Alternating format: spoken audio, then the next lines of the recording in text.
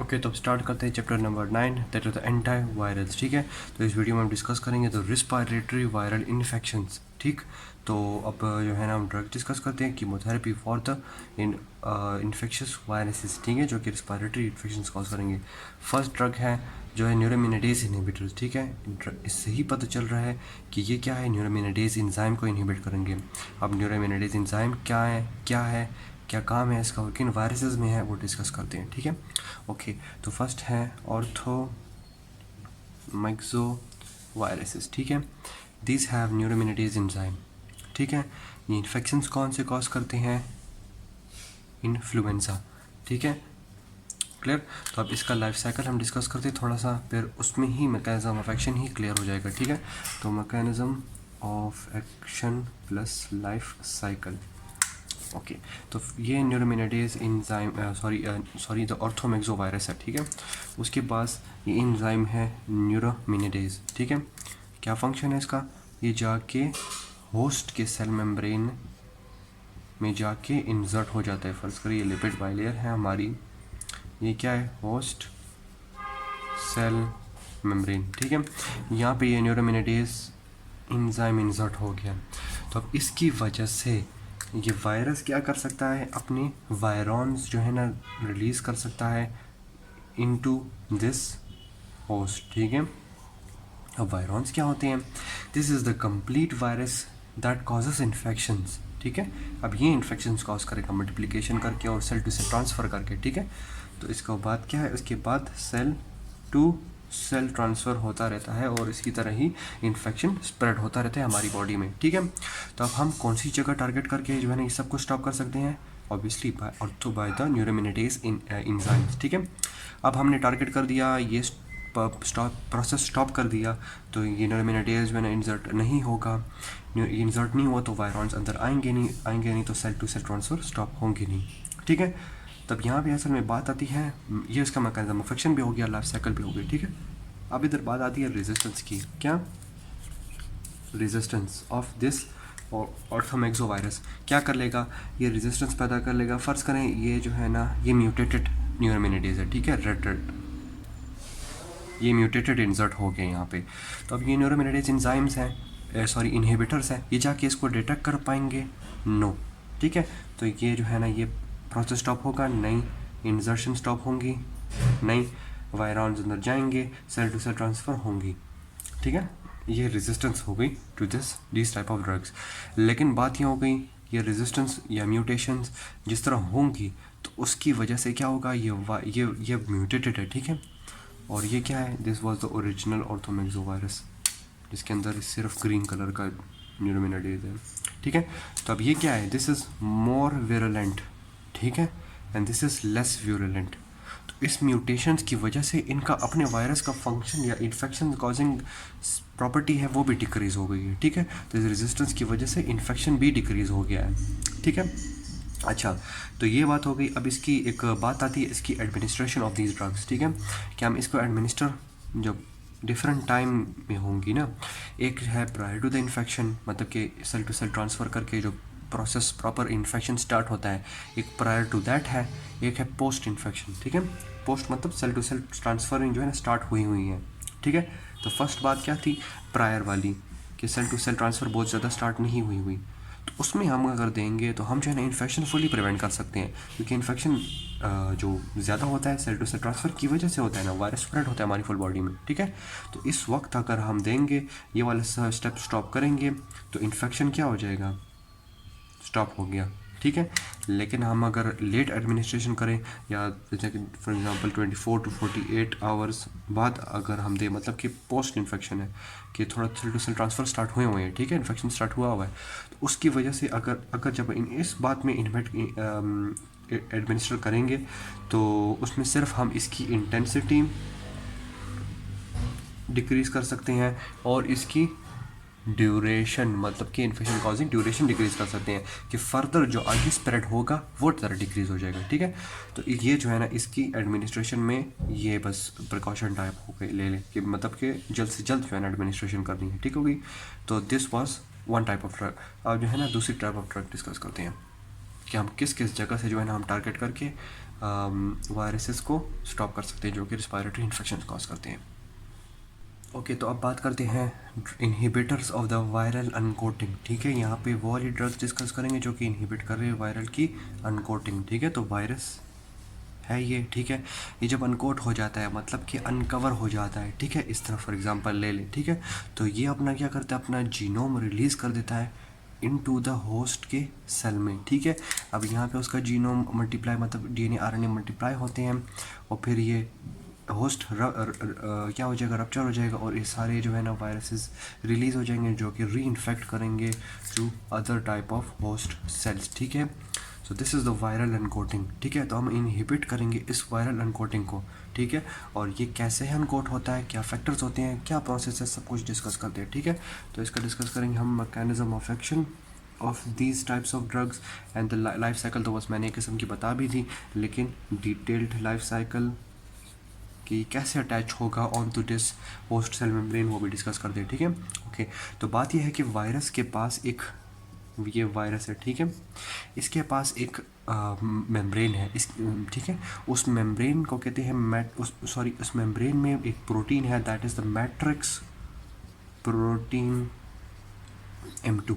ठीक है, तो ये प्रोटीन क्या है, ये जाके इस होस्ट के सेल मेम्ब्रेन के पास अटैच होता है। ठीक है, जैसे देखिए वायरस है या फिर इसके पास आ गया ये M2 प्रोटीन, इसकी वजह से जो है ना इधर जो है ना यहाँ पे फर्ज करिए जगह M2 के लिए बाइंड होने के लिए। ठीक है, ये होस्ट है एंड दिस इज़ वायरस। ठीक है, तो इस M2 की वजह से जो है ना ये बाइंड कर लेता है टू दिस होस्ट। ठीक, जब ये बाइंड हो गया, ठीक है, तो फिर एंडोसाइटोसिस का प्रोसेस आपको पता है इस तरह होता है ना कि मतलब कि इनगल्फ, जैसे देखिए ये एक चीज़ है और साथ ये पड़ी है। ठीक है, तो फिर नेक्स्ट स्टेप में इस तरह होगा कि ठीक है, ये था ना अंदर की तरफ चले गया। ठीक है, और फिर नेक्स्ट प्रोसेस में नेक्स्ट स्टेप में ये एंडोसाइटोसिस होगी। ठीक है, तो इसकी वजह से जो वायरस है ये अंदर आके ये एंडोसाइटोस हो गया है। देख रहे हैं वायरस रेड अंदर हो गया। ठीक है, तो अब एंडोसाइटोसिस की वजह से जब इस M2 की वजह से क्या होती है, एंडोसाइटोसिस होती है। ठीक है, तो अब फिर उसको क्या है जो एंडोसोम है, जो एंडोसोम मतलब जो एंडोसाइटोसिस हो गया है पार्टिकल, वो ये एंडोसोम है। ठीक है, वो वाला पार्टिकल जो एंडोसाइटोस हो जाता है तो उसको कहते हैं एंडोसोम। तो अब इस एंडोसोम को अनकवर करने के लिए एसिडिक इन्वायरमेंट चाहिए। ठीक है, फिर उसे क्या रिलीज़ कर देगा, कंटेंट रिलीज़ कर देगा इनटू द होस्ट सेल। ठीक है, तो हम यहाँ पे मेन चीज़ क्या है, this M protein matrix protein M2। ठीक है, तो हम ब्लॉक कर देंगे इस मेम्ब्रेन का मैकेनिज्म ऑफ एक्शन। ठीक है, जो इसकी लाइफ साइकिल में है।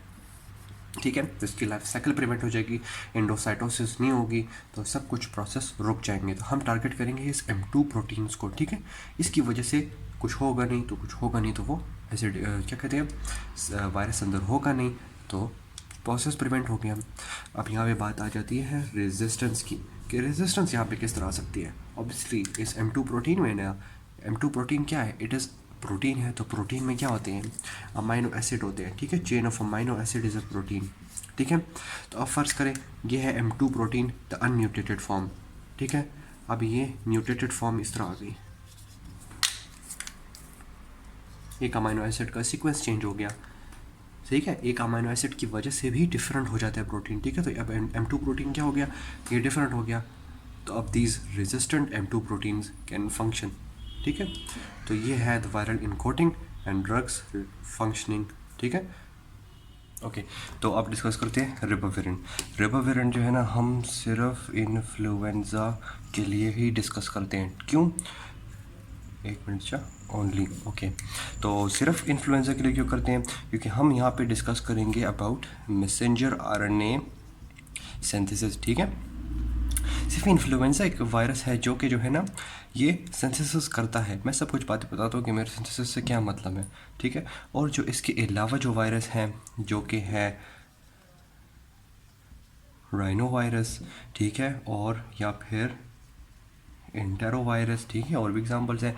सब में क्या होते हैं, प्री फॉर्म्ड मैसेंजर RNA होते हैं, प्री फॉर्म्ड मैसेंजर RNA, ठीक है। तो हम जो ये प्रोसेस अब पढ़ेंगे मैं बताता हूँ, ठीक है। तो इसकी वजह से ये रिबाविरिन से क्या है, दीज आर रेजिस्टेंट, ठीक है, to the infection to the action by ribavirin, ठीक है। तो यहाँ पे जो है ना ये काम नहीं करेगा, ठीक। ओके, तो हम बात करते हैं यहाँ पे मैसेंजर RNA की, जो मैं बात कर रहा था।